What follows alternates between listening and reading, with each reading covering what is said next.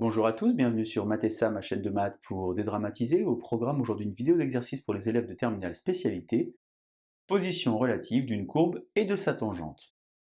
Pour ne rien manquer des publications quotidiennes, je vous invite à vous abonner à Mathessa, c'est facile, rapide et gratuit.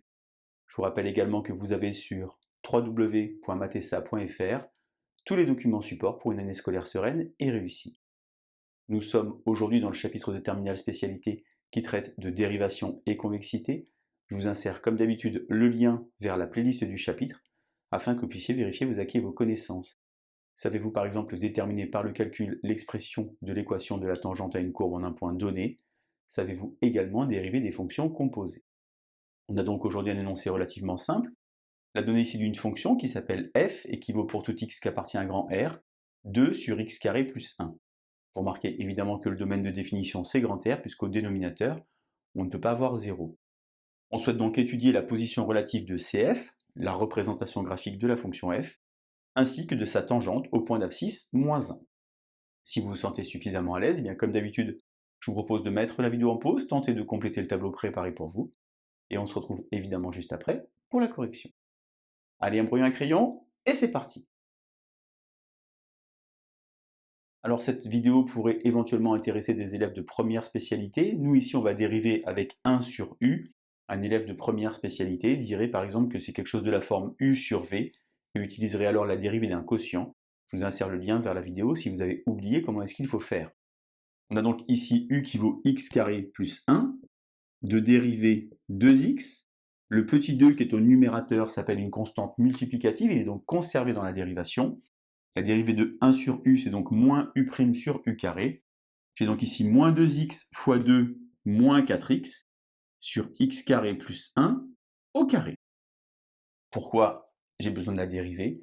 Car je dois déterminer l'expression de la tangente. Pour cela, il faut calculer f de moins 1 et f' de moins 1.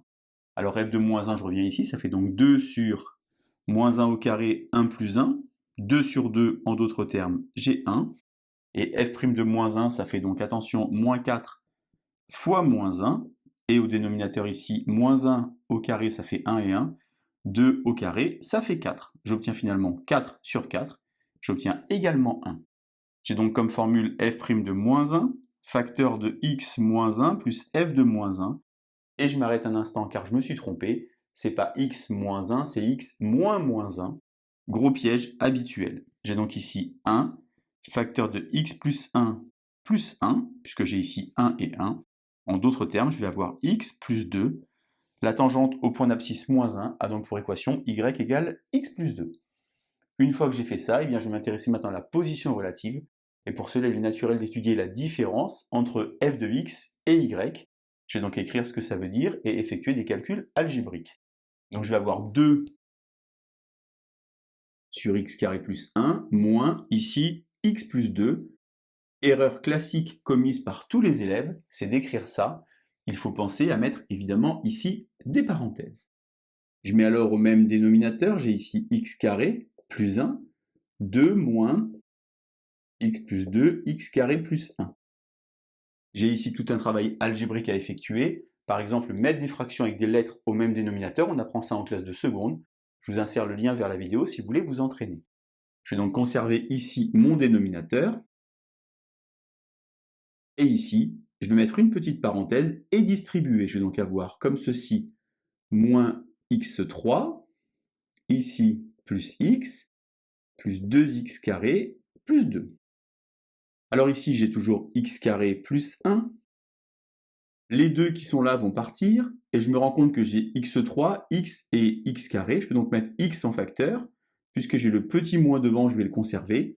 Et dans la parenthèse, il va me rester x carré, plus 2x, plus 1, qui porte un nom, ça s'appelle une identité remarquable, et ça vaut donc x plus 1 au carré. Il est très important lorsqu'on étudie un signe de factoriser l'expression, c'est ce que j'ai fait ici. J'ai maintenant trois facteurs, x carré plus 1, moins x et x plus 1 au carré. Évidemment, je ne peux pas simplifier ceci avec ceci, car j'ai ici un petit carré. Pour étudier la position relative, il faut alors construire un tableau de signes et regarder le signe de chacun des facteurs. Alors j'ai ici moins x, j'ai ici x plus 1 au carré, et j'ai ici x carré plus 1. Moins x s'annule pour 0, et x plus 1 au carré s'annule pour moins 1. J'ai donc ici moins 1 et 0. X carré plus 1, lui, ne s'annule pas, on l'a vu tout à l'heure, avec le domaine de définition. J'ai donc ici un petit 0 pour celui-ci. Ici, un petit 0. Ma différence ici, 0 et 0. Ces deux petits zéros ici indiquent donc que la différence est nulle en moins 1 et 0, ce qui signifie en d'autres termes que la représentation graphique de la fonction et la tangente se coupent au point d'abscisse moins 1 et au point d'abscisse 0. J'ai donc ici le signe de A à droite du 0, puisque j'ai négatif, ici je vais avoir un moins, et ici un plus. Ici x carré plus 1, toujours positif, et ici x plus 1 au carré, toujours positif puisqu'il s'agit ici d'un carré, sauf en moins 1, où évidemment c'est nul.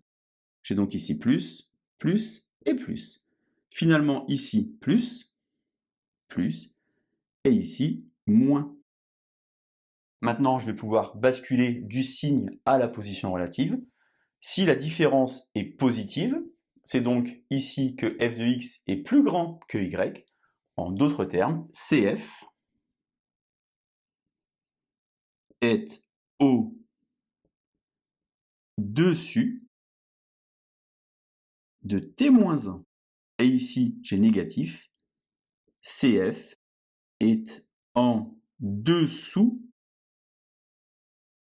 de t-1. Et j'ai dit tout à l'heure qu'en moins 1 et 0, eh bien, la courbe et la tangente avaient un point d'intersection.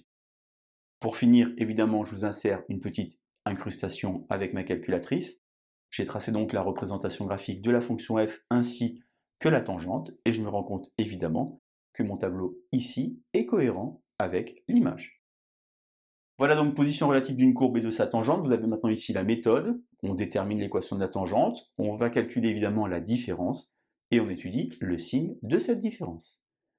Allez, je vous laisse vous entraîner, et je vous dis à bientôt sur Mathessa. Bonne journée!